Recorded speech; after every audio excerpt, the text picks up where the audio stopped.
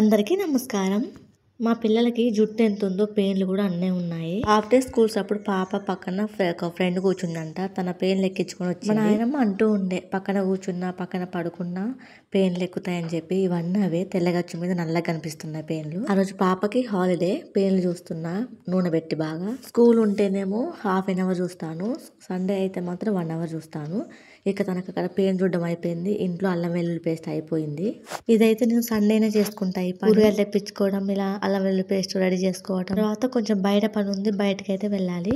ఉదయం లేచిన దగ్గర నుంచి పడుకునే వరకు ఏదో ఒక పని ఉంటూనే ఉంటది కదా. పండుగలు కాదబ్బా, మేము బర్త్డేలకే బట్టలు తీసుకుంటాము. వీడియో అయితే పాప బర్త్డేకి ముందు, పాప బర్త్డే కూడా అయిపోయింది, వెనకబడి ఉంది వీడియో. ఇక సింపుల్ గా రెడీ అయ్యి పిల్లలు రెడీ చేసుకొని కిందికి దిగుతున్నాము.